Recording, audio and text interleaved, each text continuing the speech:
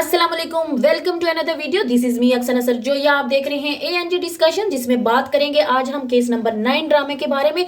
सबसे पहले ये बताओ कि किस किस को लगता है कि जो मनीषा है उसको रिकॉर्डिंग कर लेनी चाहिए थी यार। मतलब कि तुम्हारे घर बंदा खुद चल गया जिसके लिए तुम इतनी मेहनत करती फिर रही हो, तुम रोहित को इतने अरसे से मना रही हो, उससे नाराज हो, अपने घर का माहौल खराब किया हुआ है सिर्फ और सिर्फ एक गवाही के लिए।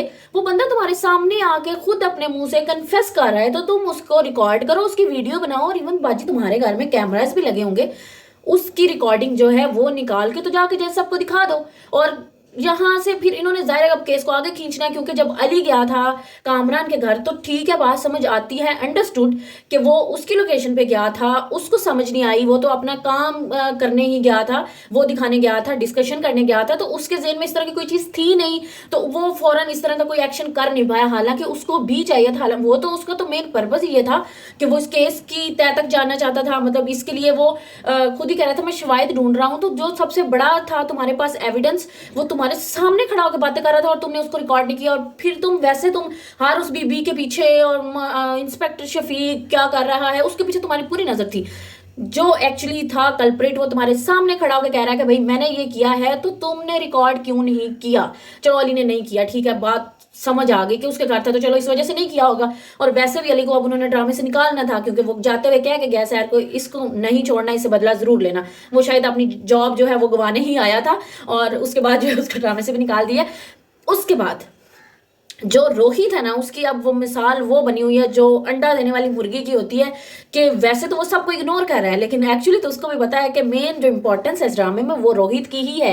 क्योंकि जैसा आपने भी कह दिया है कि रोहित को जो है उसको आना पड़ेगा और गवाही देनी पड़ेगी, क्योंकि बाकी सारी चीजें तो अब हो चुकी हैं। अब सिर्फ और सिर्फ जो रोहित की गवाही है उसकी बेस पे इस केस का जो है वो डिसीजन होगा। इसलिए अब सारे जो है वो रोहित के पीछे हैं कि रोहित जो है वो क्या बोलेगा। तो कामरान भी इसीलिए उसके पीछे पीछे उसके घर तक चला गया था।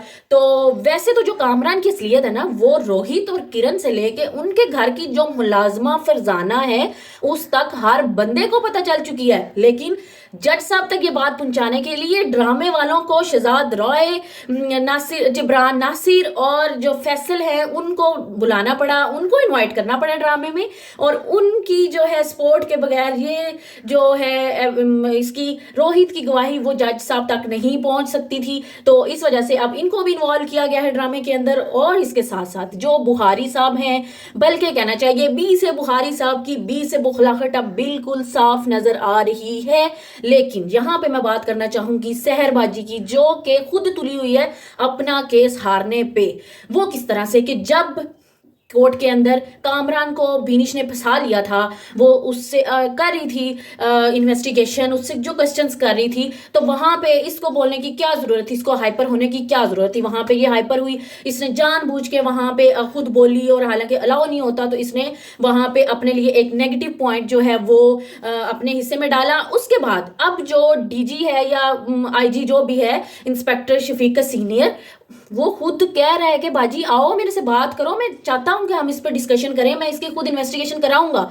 तो जब तुम्हारा केस चल रहा है तो तुम्हें चाहिए कि तुम जाओ, चाहे वो सही बात करें चाहे वो गलत बात करें, तो तुम्हें चाहिए तुम एटलीस्ट बिनी से तो डिस्कस करो ना। वो तुम्हारी वकील है, वो तुम्हें कोई अच्छा मशवरा दे सकती है कि हाँ तुम्हें करना चाहिए या तुम्हें नहीं करना चाहिए। जैसे वो इसको औरत मिली थी कि जो कह रही थी कि मेरे साथ भी कामरान ने यही किया था, तो मैं तुम्हारे साथ मिलकर वीडियो बनाती हूँ, तो तुम मेरे साथ मिलकर आओ, तो हम दोनों वीडियोज बनाती हैं।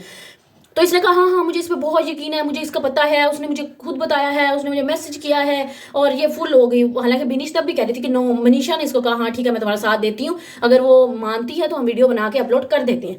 लेकिन इसकी जो एक्चुअल वकील है वो तब भी कह रही थी कि नो मुझे ये सही नहीं लग रहा, नहीं करना चाहिए। तो ये तो उसकी सुन ही नहीं रही। और फिर जो है वो उसका क्या हुआ, खैर अब ये वीडियो खुद तो बना के अब प्रोमो में दिखाया उन्होंने, अपलोड करेगी, और उसका जो भी अब रिएक्शन आएगा वो बहुत बड़ा होगा, और उसी की बेस के ऊपर होप सो के इस केस का डिसीजन हो जाए। Hope for the best. मिलते हैं अगली वीडियो में, तब तक के लिए मुझे दीजिए इजाजत। अगर चैनल पे न्यू है तो चैनल को सब्सक्राइब कर दें, वीडियो को लाइक और शेयर करना बिल्कुल मत भूलिएगा, और एक अच्छा सा कमेंट तो लाजमी करना है। तब तक के लिए अल्लाह हाफिज, टाटा बाय बाय।